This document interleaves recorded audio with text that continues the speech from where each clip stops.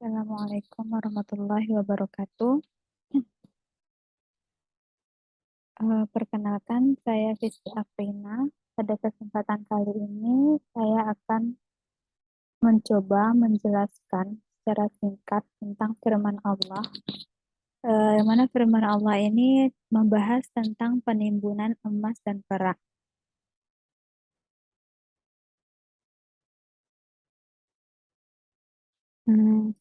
Dalam surah At-Taubah ayat 34 sampai 35 yang berbunyi,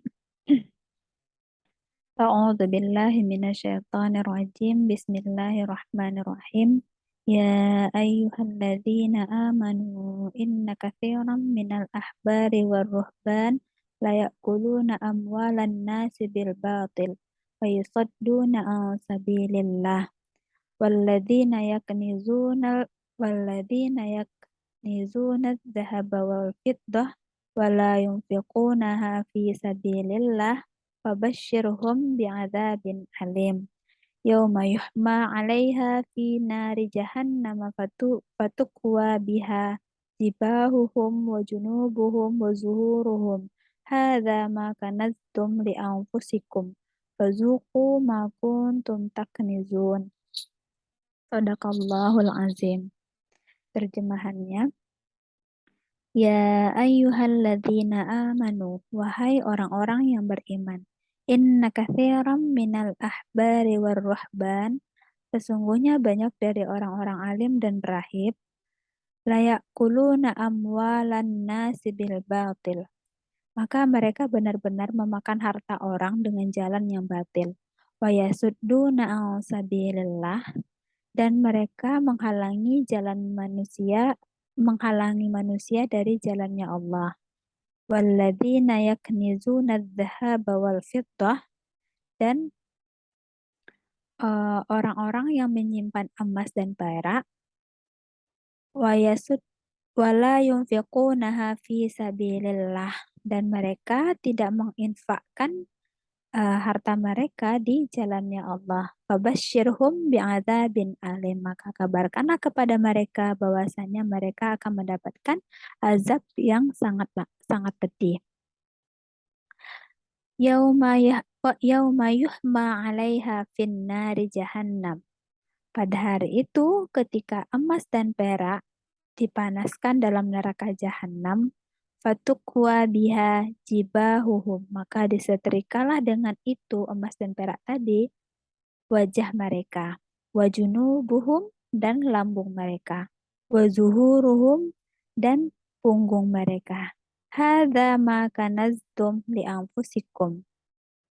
Inilah harta bendamu yang kamu simpan untuk dirimu. Fazuqu ma kuntum taknizun. Maka rasakanlah akibat dari apa yang kamu simpan itu.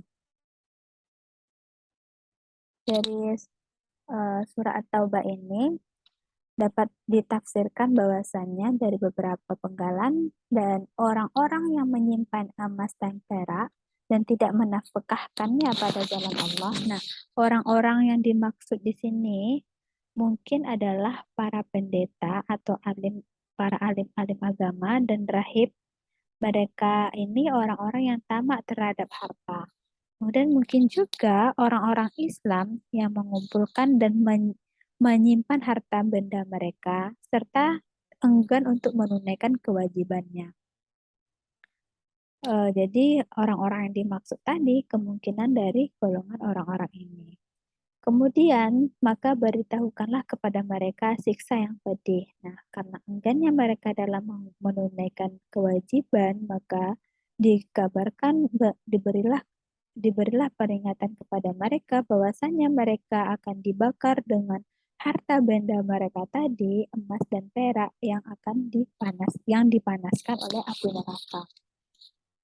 Hari dipanaskan emas perak itu dalam neraka jahanam. Nah, digambarkan pas hari dipanaskan itu, hari dinyalakannya api yang mempunyai panas hebat atas emas perak itu. Nah, emas perak tadi dibakar dari api neraka yang sangat hebat sehingga emas tadi itu meleleh.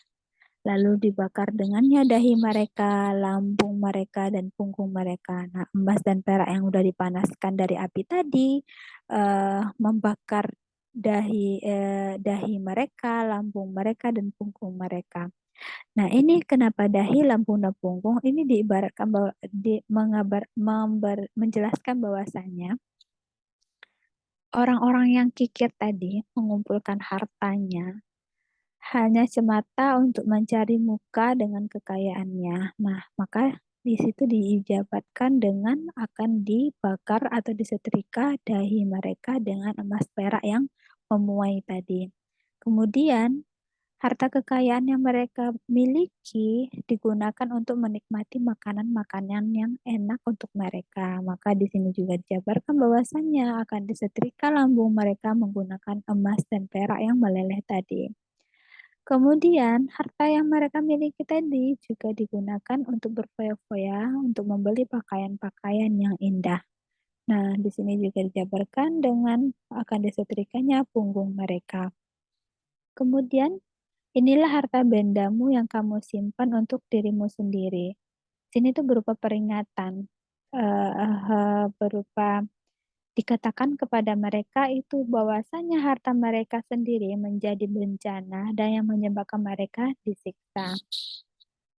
Bersumber dari Abu Hurairah, dari Nabi Shallallahu Alaihi Wasallam bersabda, barang siapa dikaruniai harta oleh Allah, sedangkan dia tidak menunaikan zakatnya, maka hartanya itu dijelmakan pada hari kiamat sebagai ular botak, yaitu ular yang tidak berambut di kepalanya, maksudnya terkelupaslah kulit kepalanya dikarenakan banyaknya bisa dari ular tersebut. Dan ular itu mempunyai dua noktah hitam di atas dua matanya. Ular itu dikalungkan sedemikian rupa pada leher orang itu, lalu menyiksanya dengan siksaan yang berat, seraya berkata, Akulah hartamu yang telah engkau perbesar di dunia, sedangkan kamu tidak menunaikan zakat. Nah, pelajaran yang sangat berarti, sangat penting kita ambil dari sabda Rasulullah ini bahwasanya harta yang kita dapatkan, yang dikaruniakan Allah, jika kita tidak menunaikan zakat, maka harta ini diibaratkan nanti di akhirat akan menjadi ular botak yang sangat berbisa. Yang mana bisanya tadi dapat membuat kulit kepala kita tuh kelupas. Saking berbisanya, saking bahayanya bisa ular ini. Dan ular tadi juga akan digantungkan di leher kita. Dan ternyata itu sangat memberikan siksaan yang sangat hebat untuk kita. Dan seolah-olah ular tadi itu berkata, Akulah hartamu yang telah engkau perbesar, yang telah engkau bangga-banggakan dulu di dunia. Sedangkan kamu nggak mau menunaikan zakatnya. Nah, di situ nauzubillah, mudah-mudahan kita terhindar dari orang-orang tersebut. Kemudian banyak orang mengatakan, sesungguhnya Allah itu menggandengkan antara sholat dan zakat dalam kitabnya. Kita sering menemukan ayat yang berbunyi wa aqimus salata wa atuz zakah. Nah, dua hal yang selalu bergandengan. Sering kita menemukannya di dalam Al-Qur'an. Hal ini disebabkan bahwasanya salat itu adalah haknya Allah, ibadah badaniyah. Sementara zakat adalah hak hambanya, ibadah kehartaan. Nah, mengenai dua hal yang bergandengan, ada tiga ayat yang turun bergandengan dengan tiga perkara, dan Allah tidak akan menerima salah satu di antaranya tanpa yang lainnya. Contohnya, yang pertama tadi adalah wa aqimus sholata wa atuz zakah. Dirikanlah sholat dan bayarlah zakat. Artinya adalah Allah tidak akan menerima sholat seseorang, ibadah sholat seseorang, jikalau orang tersebut tidak menunaikan zakatnya. Jadi, sealim apapun orang itu, sholat fardunya tidak ditinggalkan, bahkan sholat qiyamul lailnya juga, sholat sunnah-sunnah lain dikerjakan, tapi dia enggan untuk berzakat, maka Allah tidak akan menerima amalan dari sholatnya tadi. Ataupun sebaliknya, orang ini lebih sering bersedekah, lebih sering berzakat, lebih baik, lebih sering infak dan lain sebagainya. Namun sholatnya tidak rutin, maka Allah juga tidak akan menerima amalan dari zakatnya tadi. Kemudian taatlah kamu kepada Allah dan taatlah kepada Rasulnya. Nah, kita taat itu kepada Allah dan Rasulnya. Tidak boleh hanya taat kepada Allah saja, ataupun hanya taat kepada Rasulnya saja. Kemudian yang perkara yang lainnya, yang ketiga adalah bersyukurlah kepadaku dan ibu bapakmu. Nah, kita bersyukur dengan segala nikmat yang ada, itu bersyukur kepada Allah. Selain itu juga bersyukur kepada ibu dan bapak kita. Nah, selama ini kita lebih banyak bersyukur dengan bapak dan ibu dan lupa dengan bersyukur kepada Allah yang telah memberikan segala kenikmatan kepada kita. Dari sabda Nabi juga dijelaskan 5 perkara. Yang pertama, barang siapa enggan menzakati hartanya, maka Allah enggan menjaga hartanya dari bencana. Banyak kita temukan di zaman sekarang ini para hartawan tiba-tiba bangkrut, tiba tidak menjadi hartawan lagi, hanya semudah eh, hanya semudah itu. Mungkin salah satu penyebabnya adalah dia enggan untuk menunaikan zakat, karena itu adalah titipan yang Allah berikan, sehingga ketika Allah ingin menariknya, maka Allah akan menariknya semudah membalikkan telapak tangan. Kemudian barang siapa yang enggan mengeluarkan 1/10 dari apa yang tumbuh dari tanah, hasil pertaniannya, hasil perkebunannya, maka Allah enggan memberikan berkat dari semua usahanya. Nah, segitunya Allah menekankan bahwasanya pentingnya mengeluarkan 1/10 dari hasil apa yang telah kita usahakan demi keberkahan dari segala usaha yang telah kita dapatkan. Kemudian barang siapa yang enggan bersedekah, maka Allah Ta'ala enggan memberikan kesentosaan kepadanya, kesejahteraan. Nah, jikalau kita jarang merasa sejahtera dalam kehidupan ini, maka cobalah berpikir kembali apakah kita rajin bersedekah atau lain sebagainya. Kemudian perkara yang keempat adalah barang siapa yang enggan berdoa, maka Allah enggan memberikan perkenan kepadanya. Nah, berdoalah kita kepada Allah agar segala usaha, agar segala apa yang kita minta segera dikabulkan oleh Allah. Kemudian barang siapa yang enggan hadir bersama orang banyak, maka Allah enggan memberikan kesempurnaan iman kepadanya, sehingga imannya tidaklah sempurna. Sabda Rasul lainnya tentang ini, yang berkaitan juga tentang ini ialah, bentanglah hartamu dengan zakat, obatilah penyakitmu dengan sedekah, dan hadapilah bermacam-macam bencana dengan doa, seraya merendahkan diri. Nah, ini sama dengan 5 perkara tadi, bahwasanya kita menghiasi harta benda kita eh, dengan zakat. Jadi dengan harta yang kita miliki, kita tak luput untuk mengeluarkan zakatnya agar berkahnya tetap terus mengalir. Harta yang kita dapatkan selalu berkah, memberikan kebaikan kepada kita. Kemudian obatilah penyakitmu dengan sedekah, terutama penyakit hati. Nah, jikalau banyak merasa dengki dan lain sebagainya, maka berbanyaklah sedekah biar mendapatkan ketentraman dalam hati. Kemudian dan hadapilah bermacam-macam bencana dengan doa seraya merendahkan diri. Ketika bencana bukan hanya bencana yang negatif yang membuat kita sedih. Kebanyakan kita kan kalau sedih langsung ingat kepada Allah dan meminta-minta bantuan kepada Allah. Tapi bencana ini juga ada yang seperti harta kekayaan yang berlimpah, itu juga bencana sebenarnya. Nah, di saat itu kita juga harus ingat kepada Allah dan jangan lupa untuk merendahkan diri kepadanya. Selalu berzikir, selalu bersalawat, merendahkan diri di hadapan Allah itu juga hal yang sangat penting untuk kita lakukan sebagai hamba yang sangat kerdil. Ada satu kisah tentang Sa'labah bin Khatib yang zakatnya ditolak Allah, Rasulullah, dan juga sahabat Nabi. Nah, jadi Sa'labah ini dulunya adalah seorang fakir miskin. Kemudian ketika sholat berjamaah dengan Rasulullah dan dia mendatangi Rasulullah, kemudian dia meminta kepada Rasulullah, "Ya Rasulullah, tolong doakan aku dan mohonkan kepada Allah untuk memberikan harta kepadaku." Jadi pas saat itu Sa'labah itu meminta agar Rasulullah mendoakannya agar Allah mengabulkan diberikan harta kepada si Sa'labah ini. Kemudian Rasulullah menjawab, "Wahai Sa'labah, sedikit yang engkau miliki lebih baik daripada banyak, namun engkau tidak bertanggung jawab dengan harta yang banyak itu."